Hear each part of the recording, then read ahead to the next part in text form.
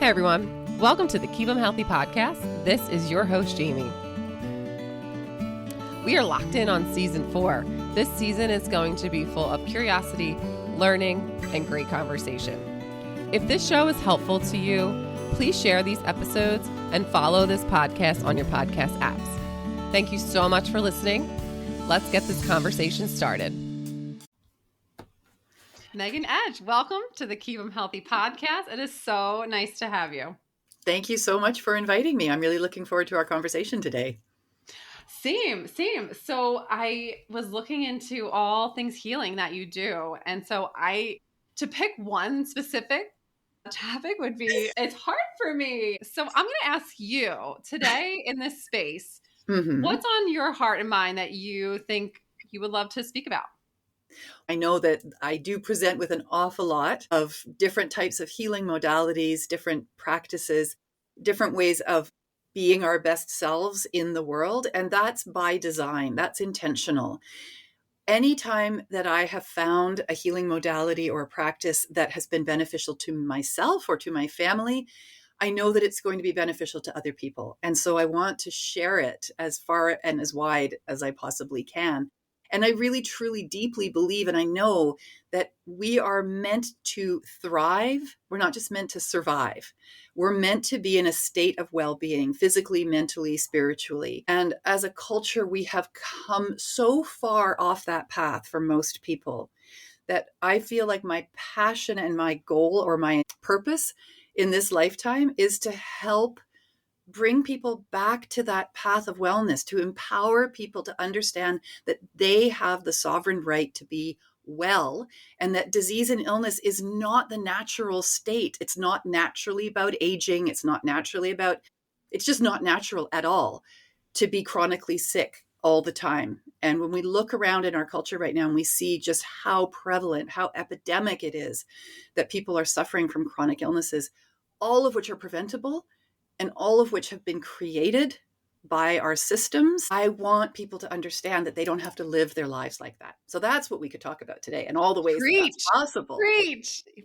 I love that. I feel like that's part of my purpose as well, is to share and educate. This is why I created this platform, is because I had my own healing journey. And a lot of the people who come on, the reason why they want to share their experience is because they've been in a spot where they were not well and found a way to become well. Is that your story as well? That is my story as well. Yes. For many, many years, decades, in fact, I was often unwell with a whole host of varying symptoms that nobody could figure out. No specialist could really pinpoint what was going on for me. And the reason for that is because they were specialists. This is the thing about our medical system and the way our doctors are taught now. There is no big picture approach, and there's very little effort made to understand the source of an issue. Rather, we treat the symptoms of the issue. We put a Band-Aid over it with a pharmaceutical most generally. So there's no conversation in the doctor's office about lifestyle, about food, about stress levels, about what's happening in your intimate relationships. None of that gets discussed. It's just not part of the curriculum anymore. So in my case, it was, being bounced from specialist to specialist, the knee specialist, the lung specialist, the rheumatoid specialist. And it was finally a naturopath who, when sitting down with me for over an hour and looking at all the pieces and all the puzzles and asking me really important pointed questions, she said to me, "I'd like you to go home and I want you to research something called fibromyalgia." I'd never heard of fibromyalgia, didn't know anything about it. And first of all, I loved that she asked me to do the research rather than just tell me something that she thought was what was going on, right? She didn't just give me a diagnosis. She said, "You go and do the research. And then when you come back, let's talk about what you found." And what I found was that I checked every single box for fibromyalgia. And I was thrilled.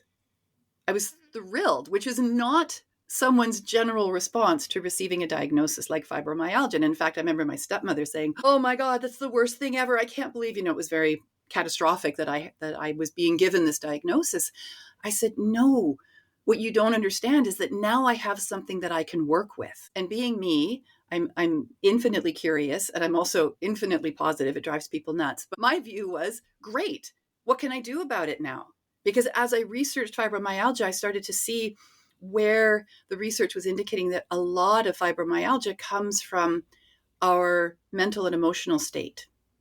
And that propelled me to start looking at my mental and emotional state, and where were there places in my life where I was not being true to myself. I was not being authentic. I wasn't following my path. I was not holding my boundaries in place. I was letting other people walk over me. And what resentment was showing up in my body reflected in the symptoms that I had. And then I started to do the deep dive into trauma and how the body holds trauma and then creates a host of symptoms in an effort to get our attention. So I went down probably the largest rabbit hole anyone's ever gone down and found answers, and then had results when I followed some of these suggestions that I was finding, rather than accepting a pill and accepting that this is my life now. So can I ask you, when you went down the rabbit hole, did you have guidance by another healer, or did you continue to work with the naturopath, or was this purely your own investigation, trial and error situation? With the exception of the naturopath, there wasn't anybody in my medical world, my medical team, my regular doctor, and then all the specialists, who was in the least bit interested in either a diagnosis of fibromyalgia, because at the time, and this was almost 20 years ago now, fibromyalgia was considered to be a bit of a woohoo, like a bit of a throwaway diagnosis. A lot of doctors didn't believe it, which is ironic when you think of, like, you're a doctor, but you don't believe in a cluster of symptoms? What do you mean? What are you talking about, that you don't believe in it? The fact you don't believe in it doesn't mean it doesn't exist.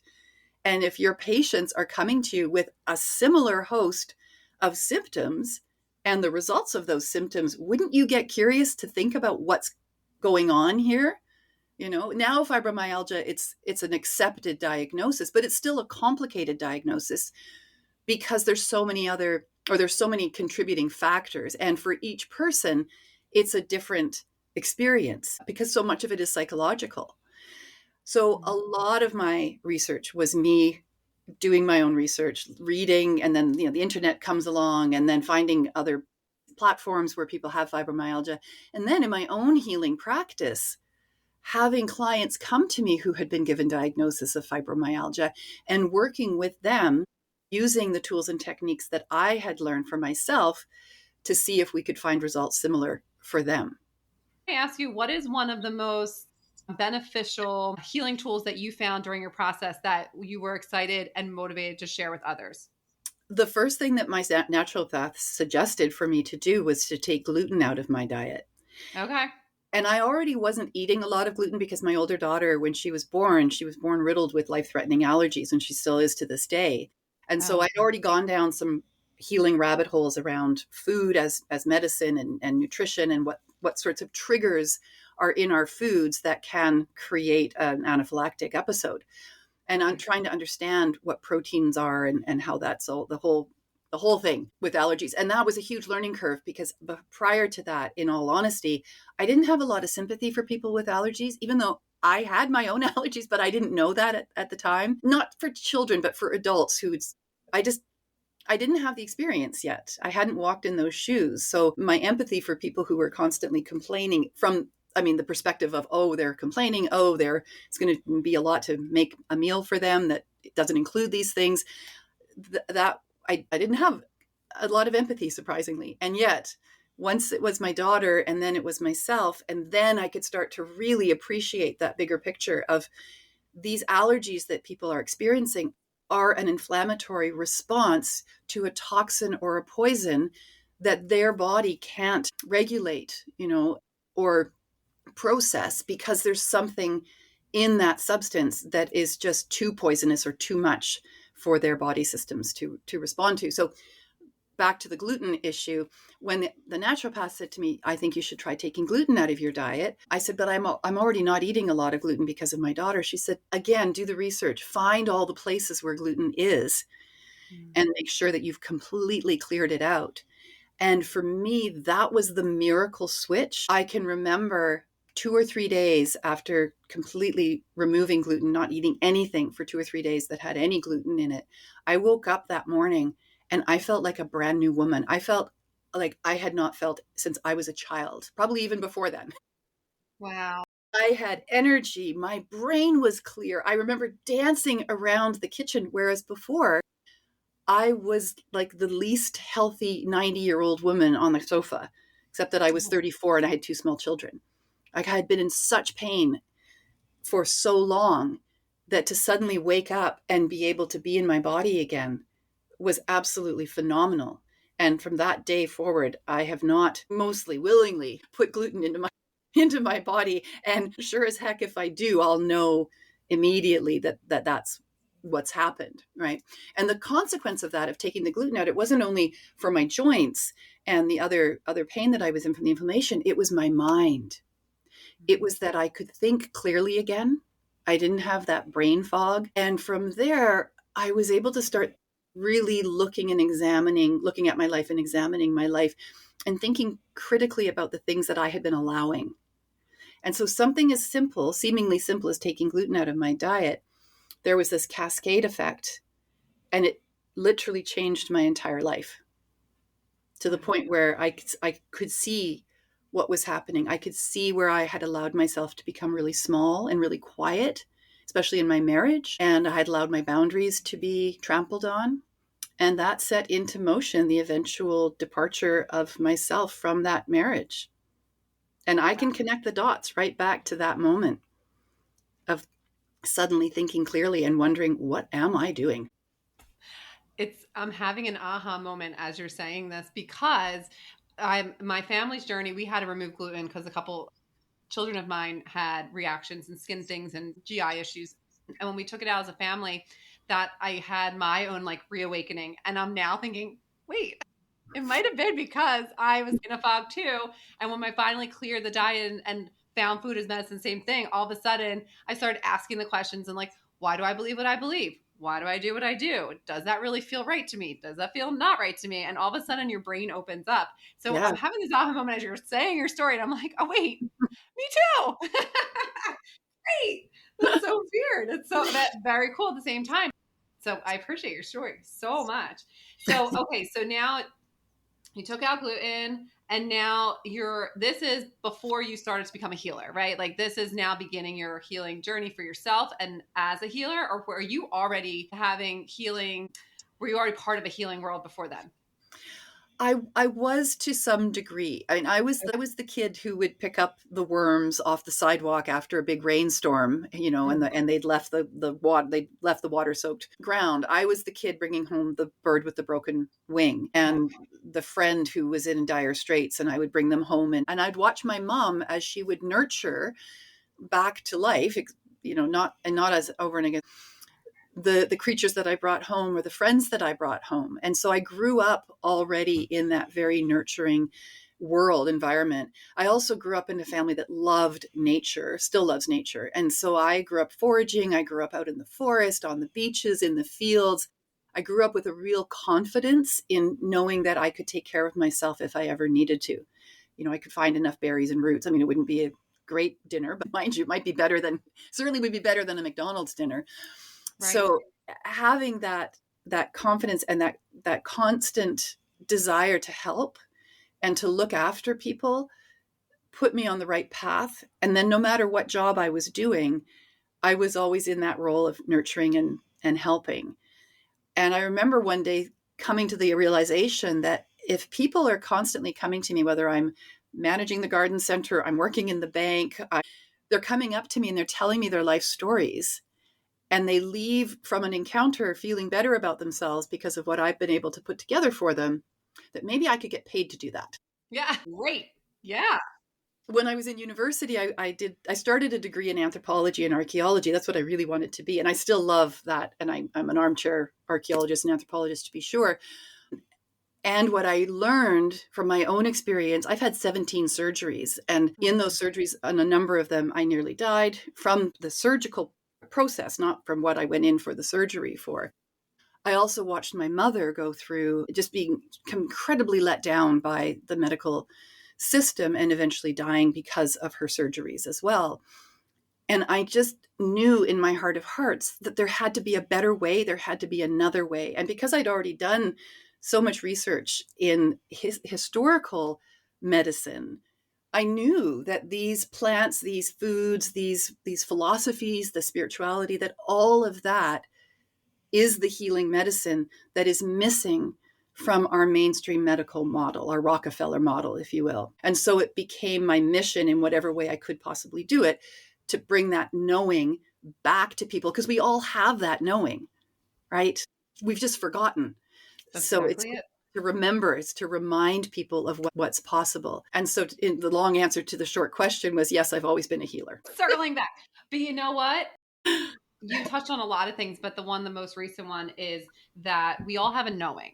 And this is something that I have grasped onto the past 7 years of my life, and trying to touch into it and to take space and like time to know it and feel it. And then, make decisions with what I know and seeing how it works in my favor every time. And so like this new relationship with it. Right.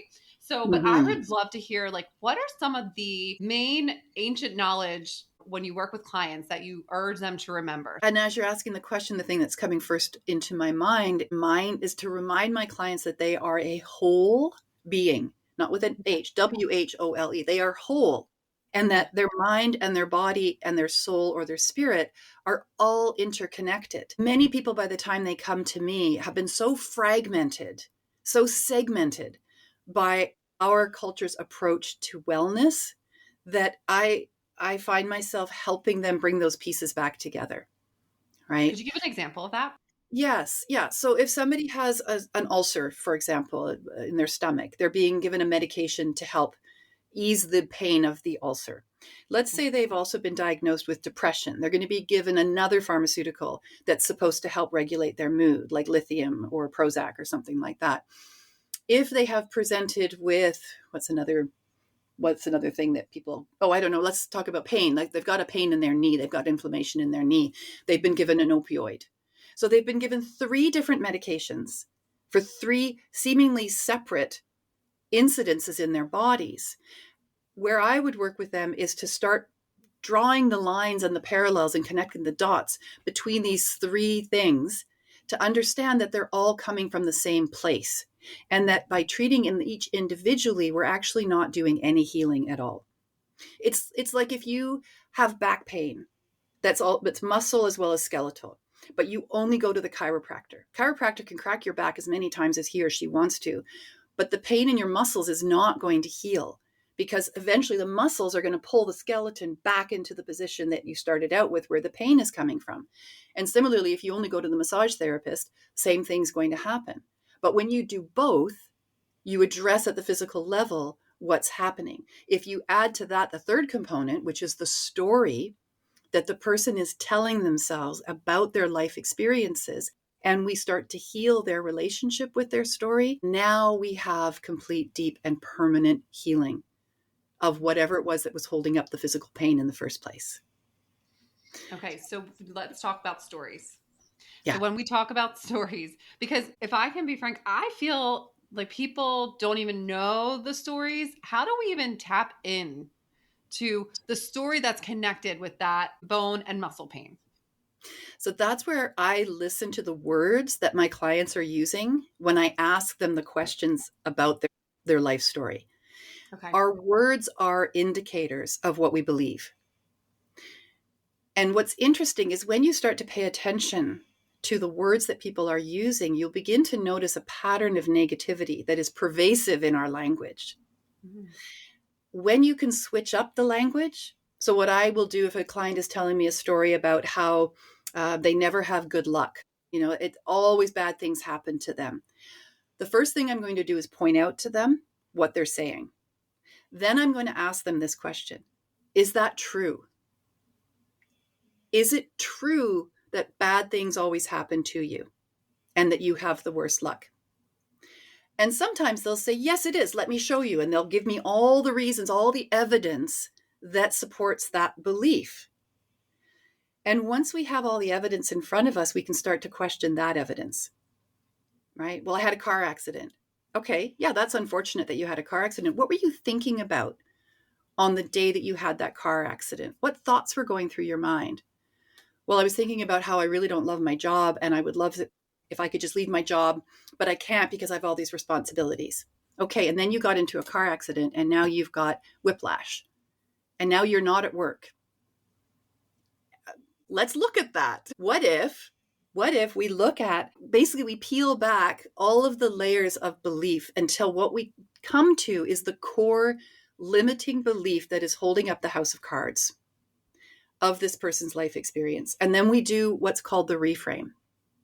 So in questioning what the belief is, if it's a belief that doesn't serve them and that I can see in my dialogue with them is what's keeping them from living their best self, their best life, then we want to do the flip. So let's say bad things always happen to me. Let's say we flip that language and say, even just as a starter, good things sometimes happen to me. And then let's look for the evidence of what a good thing is that has happened to you. And what's so fascinating about this approach is that as a person changes their language, as they start thinking differently about their experiences, they are rewiring their brains. The neural pathways in their brains are healing and are switching over to now looking for the evidence of good things happening to them. And that creates a chemical cascade in their body of good feelings, of dopamine, of serotonin. Then they start to feel better about themselves. Their whole body language changes. They sit upright. They look up. They make eye contact. Everything gets reflected in this new way of thinking in then how they show up in the world. And the more that they're looking for good things to happen to them, the more those good things are going to happen to them. They have been happening to them all along. They just haven't seen them. Right. So that's that process of remembering. Well, you're correct. And I heard something. It's like if you're always looking, let's just say that person say, I'm always looking for how I can have evidence for bad luck. So let's say you're always looking to the left. You're never seeing what's to the right. You're never seeing the good, right? Like, because you're just focused on that. So you're going to see what you want to see. It's just you do have a choice about which way your head's going to turn or what you want to see. And I think that that's something that we forget as well, that the rewiring of the brain cells and the neurons and how we have that choice. It's Yes. not going to be, the environment's going to stay the same. It's our choice of how we want to view the environment and how we want to be presented in the environment. Absolutely. And the other key part of that is the self-responsibility piece. Yes. Because as adults, when we are adulting, part of that process is in recognizing our participation in the experiences of our lives. And so are we choosing to suffer in our suffering, or are we choosing to be resilient, to recognize that, yeah, life happens, shit happens, stuff happens to us, but how we respond to those experiences, that's the only thing that we actually have any control over. We cannot control somebody else's behavior. We cannot control the things that exist in our environment that are bigger than we are. But what we can do is we can look after ourselves, and we can decide as adults where our responsibility for our own well-being starts and stops. And hopefully we can stop blaming everybody else for our problems, right? And even if we've had a horrific childhood, for example, certainly as a child, you're not responsible for the things that are happening to you or the way you respond to them because you don't have the capacity yet, and you're a kid. The adults in your life are the ones who are responsible and should be taking responsibility. But once you become that adult, you can take care of that little child that you were by doing your healing around it, right? Right. And Can I ask you deciding about that? Can I ask you about for people that have experienced it, like they can look back and maybe say, it really wasn't great what my mom and dad did and the way that we had our family dynamic. How do we start the process of recognizing how that has affected us in the present moment and not being the victim anymore, but being that person that is healing? Well, again, it's through the story. Okay. Yeah, how we choose to look at our life experiences has a lot to do with how we feel about them. So I can share. I had a sexual assault when I was 15. It was a horrific experience. Mm-hmm. What was the purpose of that experience? What value can I give to that experience that allows me to be of deeper service to other people who have gone through an experience like that? Right? Right. Now, it's not that I asked for it at that time. It's not, I mean, I can look at the bigger picture of my life and say, my soul may have written that into my story because my soul knew that when I became an adult, I was going to be able to help other people survive, thrive, and recover from that kind of experience. If I hadn't had that experience, maybe I wouldn't have chosen this path or something along that. I mean, that's big picture thinking. And I would never go there with a client until we'd done an awful lot of work first. And they were wanting to see it from that perspective. But from my perspective, when I choose to believe that every experience in my life has meaning and value and purpose, I change my relationship with those experiences from one of, woe is me, oh my gosh, that was so horrible, why me? All of which are very valid responses to something like that. I can then move through those responses and decide that I'm going to do something with that experience that is going to make a difference in other people's lives. Now I've given it value. Now I've given it purpose. I've made it make sense in some ways at a spiritual level, right? It doesn't mean it should have happened. It does. And there's a whole conversation around who's responsible for that kind of experience. It's the perpetrator. Let's just be very clear here. It doesn't matter what the experience is. It's the perpetrator taking advantage of somebody who's more vulnerable than they are. But instead of continuing to feel vulnerable or continuing to allow a pattern of intimacy or relationship based off of that experience into my life, as an adult, I have the empowerment and the sovereignty to say that experience is not who I am. That experience is something that happened in my life, and I'm going to do something good with it, which is quite frankly the best revenge, I think. The last thing I kind of wanted to bring up is that you have new Oracle cards. Was that what I read? Or that just came out that you made? You want to share with my audience what you have going on?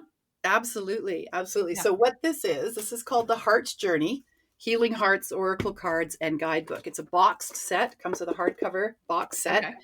And in the box set, there's the guidebook. And in this book, I share some of that story that we just tapped into at the very beginning about my diagnosis of fibromyalgia and then my brain clearing and then realizing that I need to make some really important changes in my life.